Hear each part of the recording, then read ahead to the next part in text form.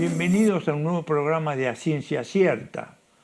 Hoy tenemos el privilegio que nos acompañe la doctora Isabel Cassetti, destacada médica infectóloga, directora de Helios Salud. Y estábamos recién haciendo algunas reflexiones y comentarios en relación a cómo proteger a las embarazadas para que tengan un chico sano. Y en ese sentido, queríamos hacer un poco de repaso de algunas recomendaciones que me parecen importantes que las mujeres en edad de embarazarse la tengan presente. Nosotros pretendemos que se vacunen con la triple viral contra el sarampión, rubiola y papera, pero sobre todo para la protección de la rubiola. Entonces, toda mujer en edad de embarazarse sería mejor que se hiciera el test para ver si tiene anticuerpos y si no se hace el test, que reciban la vacuna, que es una vacuna segura, efectiva. Y en estos momentos es muy importante porque ha vuelto el sarampión en Estados Unidos, en Europa. En Estados Unidos hay más de 96.000 casos y afecta a las mujeres en edad de embarazarse, afecta a las mujeres jóvenes y es conveniente entonces que uno se vacune. En relación entonces a la protección de la rubiola, es fundamental entonces, Isabel, la protección a través de la vacuna y saber si uno tiene anticuerpos o no. ¿Qué pasa en relación al HIV? Bueno, es recomendable que todas las mujeres en general tengan un test de HIV algunas veces en la vida. Y por supuesto, la mujer embarazada debe tenerlo, cualquiera sea el trimestre. Y es muy importante porque podemos prevenir la transmisión al recién nacido. Hoy lo que buscamos en el mundo es un recién nacido sano. Y podemos alcanzar a tener una transmisión del menos del 2%, que es lo que se busca. Entonces la mujer se hace el test, si le da positivo, se confirma y enseguidita se empieza el tratamiento. Yo nunca me voy a olvidar, en el año 2000, los caballeros de la Orden de Malta vinieron a Estambulian Servicios de Salud y a FUNSEI, nuestra fundación, y nos dijeron que querían colaborar para disminuir la transmisión vertical del VIH, que normalmente antes de las drogas era del 25%. Sí. Entonces, con Liliana Vázquez, María Alda Zarubi, que estaba en la Sardá, trabajamos en 8 hospitales públicos. Y lo que recuerdo muy bien, que durante unos años controlamos como más de 50.000 mujeres embarazadas y llegamos a encontrar un 1% de mujeres que tenían el HIV. Pero lo importante es que se colaboró en 8 hospitales públicos junto al gobierno para que tuvieran la posibilidad en las mujeres que eran positivas que pudieran recibir la atención adecuada, el tratamiento correspondiente y después se le daba la leche para reemplazar el pecho, claro, o la lactancia, porque realmente está contraindicada. Doctor, usted sabe que, ¿se acuerda en la época que en el primer trimestre nosotros contraindicábamos el tratamiento porque no se sabía muy bien los efectos que podía tener el tratamiento en el recién nacido? Con el avance de la ciencia, hoy, aunque el diagnóstico de VIH se haga en el primer trimestre, hoy empezamos tratamiento en el primer trimestre porque los beneficios superan ampliamente algún riesgo que pudiera haber. Eso es punto 1. Y punto 2 es que buscamos que la mujer llegue al parto con carga viral no detectable, porque eso es lo que nos asegura a nosotros que ese recién nacido va a ser un recién nacido sano. Cuando el recién nacido nace, ¿se le da medicación o no? Sí, se le da medicación dependiendo cómo está la mamá, ¿no es cierto? Es decir, si la mamá llega con carga viral no detectable, se hace el jarabe, se le da el jarabe de acetate por 4 semanas. Si la mamá, depende de la carga viral que tenga, es más alta, o si la madre ha estado en fallo de tratamiento, se hacen dos drogas o 3, pero siempre durante 4 a 6 semanas como mucho, más de eso no.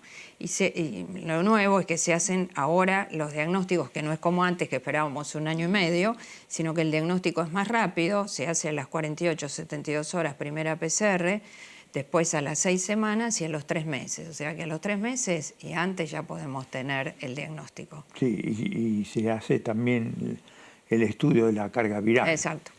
Con la carga viral uno rápidamente, no más de 1 semana, 15 días, puede decir si es positivo o no positivo. El otro problema que lo que hemos hecho mucho perinatología, hemos visto, es el problema de la toxoplasmosis. Sí. En nuestro país se calcula que 30% de las personas son positivas. Ustedes saben que la toxoplasmosis se adquiere por estar comiendo carne no muy cocida o estar en contacto con las verduras. Entonces, le hacemos el test de la toxoplasmosis preferentemente previo al embarazo o apenas se embaraza en las primeras semanas. ¿Qué pasa cuando el test es positivo y qué pasa cuando es negativo? Si el test es positivo, como usualmente lo que pedimos es IgG, lo que tenemos que hacer, si ese test es positivo, es tomarle 2 muestras pareadas, es decir, repetirla y pedir una IgM. Entonces IgM e IgG a las 2-3 semanas de la primera muestra, y entonces se ve si hay un aumento 4 veces en el título, ya nos puede indicar que puede haber una toxoplasmosis. Ahora, si la mujer previo al embarazo tiene una IgG positiva, ya eso es viejo. Y si es negativa, le tenemos que decir que coma verduras cocidas, carnes cocidas, que si tiene un gatito no maneje las excretas del gatito.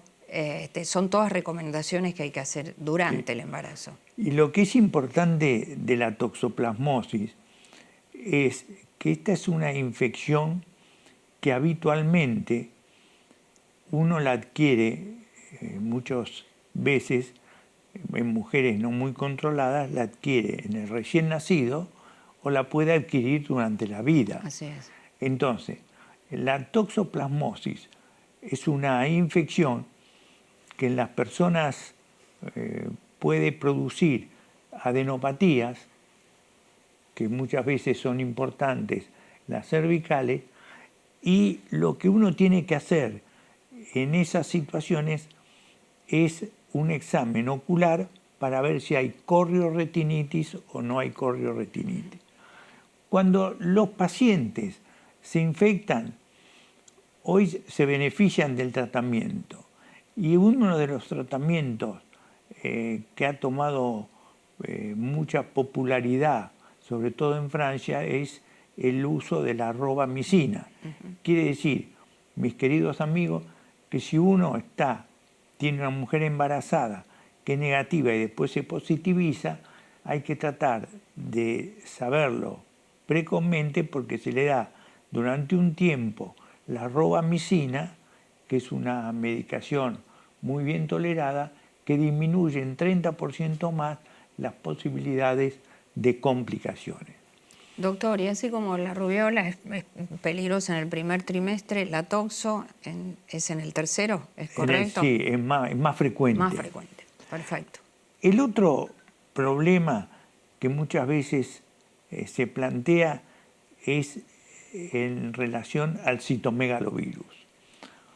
El citomegalovirus, yo creo que en este caso es más sintomático que la toxo en el embarazo. Casi siempre las consultas de toxo en el embarazo son asintomáticas, salvo las cuestiones que mencionó usted.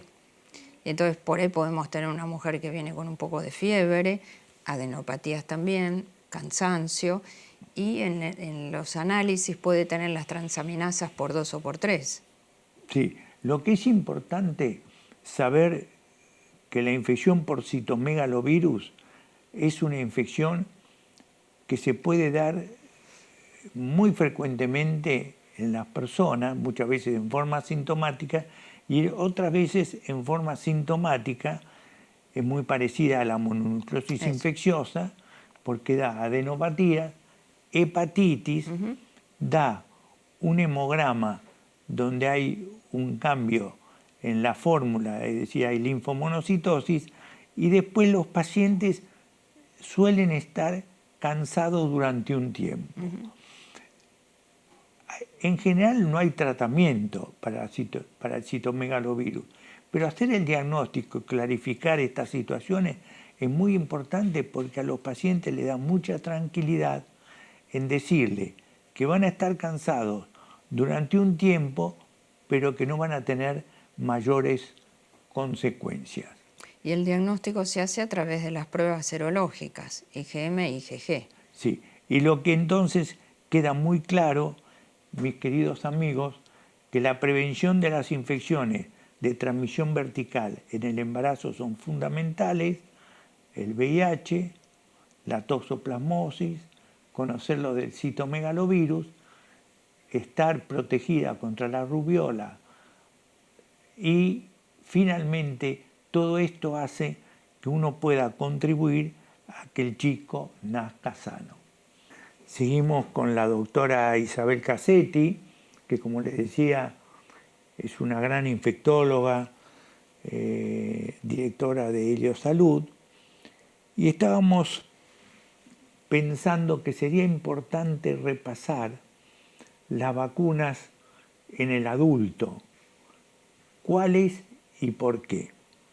Una de las preocupaciones mayores que tenemos es que nos han informado que en algunos lugares como Australia y en el hemisferio norte, la gripe ha sido y es una infección muy importante. Y entonces a mí me parece que tenemos que destacar qué hacer en esta época del año en relación a la vacuna antigripal, que estamos casi a fin de año. Bueno, ahí depende dónde viajen las personas, ¿no? Es decir, si van a sitios donde ya hay circulación de gripe, la recomendación es dársela. Nosotros empezamos en general en marzo a dar la vacuna antigripal y recordar que tiene indicación, en realidad todas las personas podrían recibirla, pero específicamente tienen indicación los mayores de 60 a 65 años o aquellas personas que tienen alguna alteración cardiovascular, problemas respiratorios, trasplantados, personas inmunocomprometidas, pacientes con HIV. Sí, y vos sabés que hay una descripción muy importante que es, sobre todo en los pacientes con problemas cardiovasculares, que no se olviden de la vacuna, de vacunarse contra la gripe. Claro. Porque la gripe en ellos puede producirle no solo un cuadro gripal, sino que puede producirle un problema cardiovascular en relación a la patología que tiene. Claro, insuficiencia cardíaca, si es ese. Exactamente. Hay un tema que muchas veces nos preguntan: ¿qué hacer las personas cuando viajan a países como la India, como China, donde hay gripe aviar? Entonces, lo que nosotros tenemos que tener presente, que este tipo de gripe no se ve en nuestro medio, pero las personas que viajan a esos sitios, saber que habitualmente esta es una infección muy severa. Entonces es muy importante que sepan de no ir a lugares donde hay aves, animales que es muy común en los mercados de esos países que existan, como las gallinas, etcétera, porque las aves son las que transmiten esta infección, que no hay vacuna y puede ser muy severa. Y algunas veces, ¿te acordás vos que se recomendaba que estas personas que vayan a esos sitios se lleven el famoso Tamiflu, Sí. que en este momento no se consigue fácilmente, pero sí en los hospitales públicos está presente, tiene otra marca, Es el oseltamivir, ¿no? es el oseltamivir, y que uno se lo lleva. Y que si no se lo lleva, cuando está en esos países y tiene un cuadro gripal, hacer la consulta de medicina del viajero para que se la indiquen y la pueda recibir. Perfecto, está muy bien eso, sí. Bueno, la otra vacuna, la del neumococo. Tenemos dos vacunas, que es la indicación hoy, porque se ha visto la presencia también de otros serotipos a través del tiempo, que son agresivos, que es la vacuna Prevenar 13 y la vacuna antineumocóxica Neumo 23, la vacuna conjugada y la vacuna de polisacáridos. Entonces, la indicación sería empezar con Prevenar 13 y después, a partir de los 2 meses en adelante, la del neumococo. Pero si tenemos una persona que ya se dio la del neumococo y pasó un tiempo, varios meses, podemos darle la Prevenar también. Exactamente. Entonces, la indicación es lo mismo que conversábamos antes, problemas cardiovasculares, problemas respiratorios, trasplante, diabetes, algún otro trastorno de la inmunidad, pacientes que tienen enfermedades autoinmunes, HIV y los mayores de 65 años. Sí, y hay un tema que es interesante, un estudio que Gustavo Lopardo coordinó y que se realizó en Argentina, Uruguay, Rivera y en Concepción, en Paraguay, mostró que los mayores de 65 años, 3% suelen tener neumonía. Y lo que es importante, cuando uno tiene una neumonía, recordar que desde hace muchos años la mortalidad sigue siendo importante, del 10 al 14%, y que la mortalidad muchas veces aparece tardía, por lo que los pacientes que tienen neumonía, sobre todo importante, que merecen internarse o que necesitan el tratamiento, hay que hacerle un tratamiento prolongado de 10 a 14 días y un seguimiento adecuado. Y también recordar que aunque hayan tenido neumonía, conviene igualmente vacunarlos, porque no quiere decir eso que estén protegidos contra todos los serotipos que pueden causar la enfermedad. Bueno, el otro tema que es importante es el asunto del herpes zóster o culebrilla. Muchas veces las personas mayores de 50, 60 años, y se dice que 1 de cada 3 personas que vivan más de 80 años tienen el riesgo de tener la culebrilla o el herpes zóster. ¿Qué es eso? Bueno, dentro del grupo herpes está el Epstein-Barr, el citomegalovirus, el herpes simplex y el herpes zóster, lo que habitualmente llamamos culebrilla. Es la reactivación de lo que tenemos cuando somos pequeños, varicela. Entonces aparece como lesiones en lo que llaman metámeras, es decir, una parte en esta región dorsal, o puede ocurrir en otros lugares, y que las lesiones son vesículas que vienen en ramilletes y se extienden por la metámera, pero el problema más grande es la neuralgia posherpética. Y entonces eso es muy importante tenerlo presente, porque ni bien aparecen las lesiones hay que tratarlo. Es decir, el tratamiento precoz disminuye la neuralgia posterior. Y ahí la vacuna también tiene su importancia. El tratamiento, como tú lo dijiste, es importante que sea precoz. Si es con aciclovir, hay que darle dosis alta, Sí. de 800 miligramos 4 o 5 veces por día. Así es. ¿Y cuál es la otra alternativa? El valaciclovir. El valaciclovir. El valaciclovir viene de 500 miligramos y de 1 gramo. En general se da 1 gramo 3 veces por día durante 7 días. Así es. Y para el tratamiento de la neuralgia posherpética, ¿Qué es lo que se hace?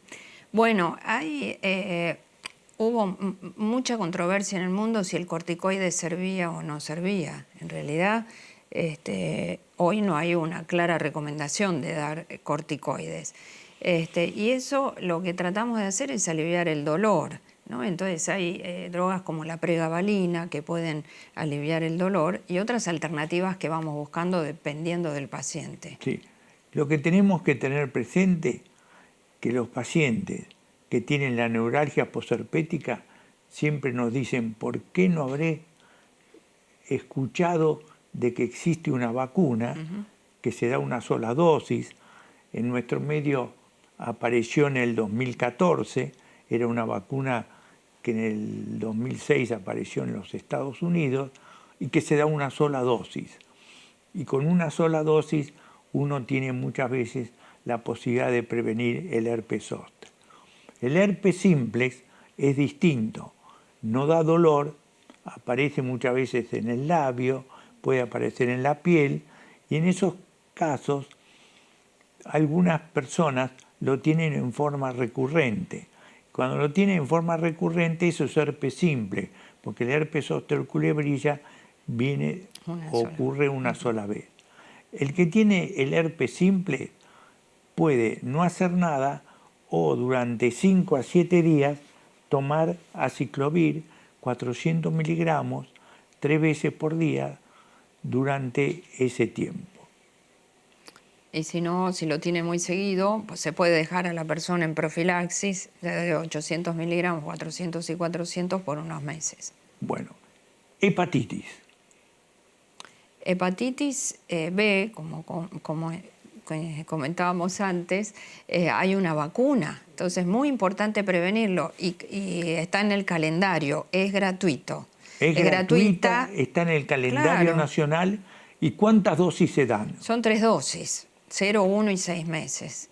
Entonces, nosotros podemos chequear la respuesta de anticuerpos, si nos importa. Lo importante es que después de la segunda dosis, si el paciente se pierde y demás, no es necesario repetir todo el esquema nuevamente. Se puede dar la tercera dosis y el análisis nos dice si tiene más de 10 de título de anticuerpo, ya esa persona está protegida. Es muy importante lo que ha ocurrido con la hepatitis A.